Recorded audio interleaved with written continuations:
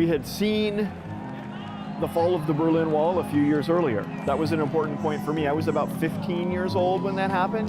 And so that meant to me that the whole world political system of keeping people trapped behind barriers was over. That's what I thought at the time. And a lot of people thought that. It was kind of naive.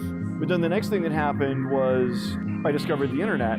And again, I naively thought the internet is the solution to all of our problems. It will put an end to war, and it will put an end to ignorance, and it will put an end to poverty. And you know, the internet has accomplished a lot, but it hasn't put an end to war, not yet. And then the next thing was when I was 19, when I discovered the science of David Shum, the ability to have money over the internet and private money over the internet. Either we're going to be moving towards a world in which people are data subjects, that all information about them and their activities and so on is known to others, or alternatively, people have control over their own information. And I thought, well, this is the third piece. If you have enough political freedom and you have communication, so you're no longer depending on governments or newspapers to control what you can read and write, then if you also have money, then all humans can help all other humans. And then that one never happened. Right? The internet money didn't work. Instead, we got the credit card and banking money, which was centrally controlled, surveilled, and censored, and it's not global.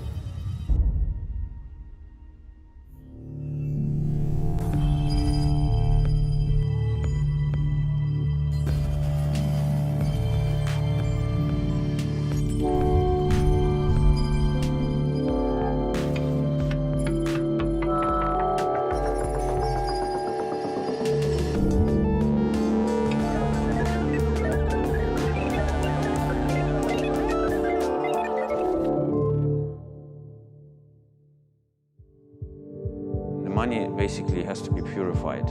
Over time, the money has been basically contaminated with lots of auxiliary functions like control. Something changed in the last 50 years that has fundamentally altered the course of money, of currency. We have the three components: medium of exchange, unit of account, and store value. Those have been around for millennia. And then something happened. In 1970, Richard Nixon signed the Bank Secrecy Act and turned money into a system of control that attempts to use money as a political tool in order to control who is able to send and receive it, and aims ultimately to the complete surveillance of all financial transactions worldwide.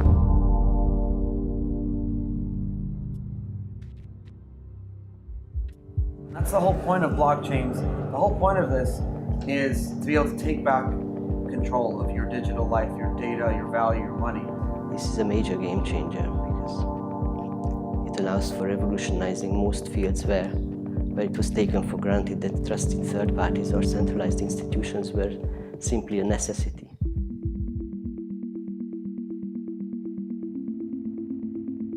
There's been many attempts in this peer-to-peer decentralized movement since, I think, the 90s.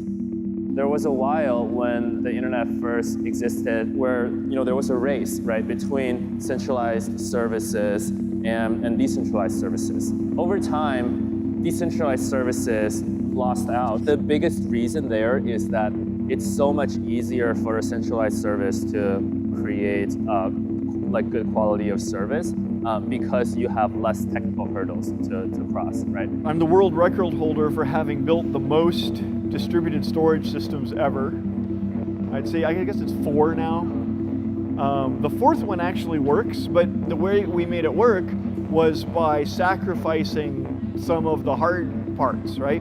Like the economic incentive structure with the digital cash, which is why I got involved in Mojo Nation years earlier. Microcredit means that peers can establish relationships with other peers without having to necessarily trust them. We said we can't figure out how to make digital cash work well enough. We'll have to sacrifice it and come back to it. And then Bitcoin came out after that.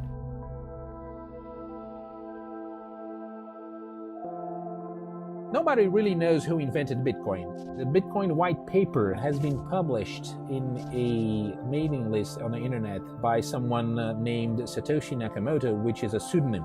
Satoshi discovered the breakthrough of how to have decentralized consensus, which is a thing that all experts previously believed was impossible.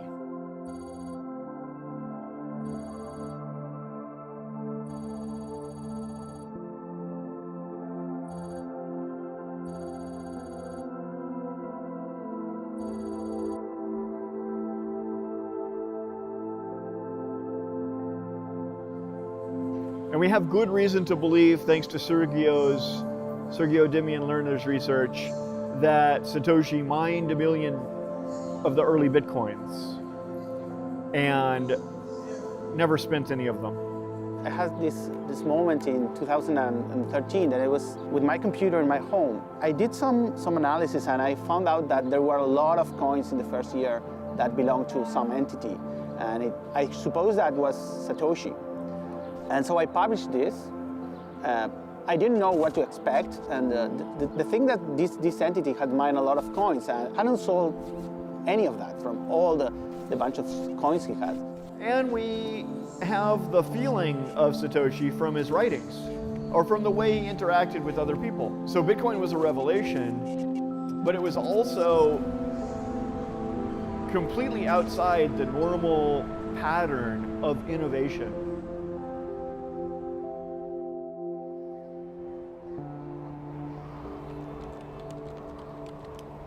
Initially, their reaction was that this is a dangerous thing. This is about the Silk Road, and this is about criminal activity. Yeah, I know what Bitcoin is indeed. Bitcoin é uma moeda virtual, tá bom? Como se fosse uma moeda da internet. But I'm not in favor of it. I believe it's quite dangerous because it's not in a regulated environment. I discovered Bitcoin in 2011, and then I went down this rabbit hole for like 2 weeks, just reading up in the code base, trying to understand it, trying to figure out how it works. It's still pretty much only the nerds who are actually excited about it, I think. The non-nerds are probably more excited about the price growth, and they just, like, a lot of people don't understand what's going on, but something is going on. Like, okay, You need to understand how consensus is achieved, roughly. You need to understand what this platform can do and what it's capable of. And you need to understand about the peer-to-peer value exchange nature of the technology. As for, details about hashes and all the rest, most people will never understand that, and nor will they need to. I've tried often to explain to people who know little about mathematics and software how mining works, how the blockchain works, but you need days for people to understand it. I mean, also, for me it took weeks before I got it. There is no need anymore to explain to people the inner workings of the blockchain. I mean, if you learn how to drive a car, there's really no need to know how the piston engine works. It just works, right? You turn it on and you trust it. The automatic transmission made driving easier, and easier controls meant safer driving. What has changed is that back then everyone talked about Bitcoin and about cryptocurrencies, and the main focus was Bitcoin as a currency that wasn't a fiat currency controlled by a nation state. But the big change now is that everyone's talking about the underlying technology, the blockchain. Blockchain allows to, cut out so many layers in between, layers that basically lived off just controlling certain points and, tapping into profit pools without necessarily contributing so much value. And all these layers can now be taken out by blockchain technology. It will hopefully erode a lot of the anachronistic or inefficient centralized structures that cause a lot of the problems. And delay innovation and creativity in the current world.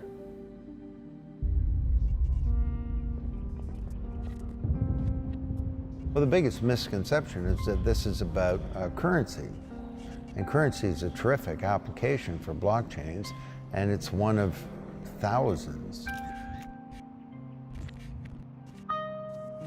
Vinay Gupta has been talking about the reason why we even need to build blockchains and other things is not for money. The main application is not money. Ultimately, we should be thinking about solving global problems. So if you had a global coordination system which allows everybody in the world to vote. So if you start putting the facts of the situation onto blockchains so that there is one truth that the entire world can see, it becomes imaginable that you could then have democratic decision-making at a global level. It's not a universal way of running the planet, but I think it's a really good fit for climate change, and I think it's a really good fit for a lot of the other environmental issues. I think the world is overwhelmingly against, for example, the release of genetically engineered organisms directly into the wild, and once it is clear that that's global public opinion, it becomes possible to punish the governments and the organizations which thwart the will of global democracy in the name of their own self-interest. I think there's a long road ahead, right? Like, we are at the very, very beginning of this whole decentralized movement. Thinking around use cases, sure, we can think of some now, but the potential for what this technology has to offer is something that I'm not sure necessarily everyone's wrapped their heads around yet. I just want to see more people be able to do what they want to do, allowing people to not have to be stuck with the current sort of way we produce value in society. We can ensure that the creators of value, like musicians and scientists and artists and journalists, are fairly compensated for the wealth that they create. The good thing is, if you just look at the past 3 years, the difference between this year and the last year and the difference between last year and the year before is gigantic. But I think we do have some work to do. We're certainly not even really kind of close to the tip of the iceberg in terms of, you know, what we're going to see when blockchain becomes a more adopted mainstream reality.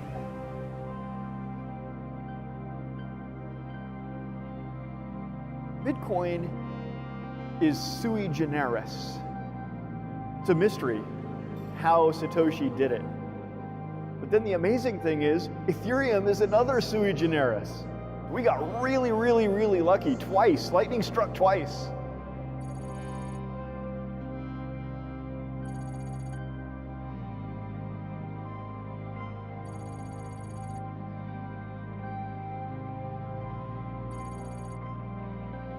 When the technology first arose and when I first heard of Ethereum, I was immediately captured by the power behind it, this ability to completely democratize this space again.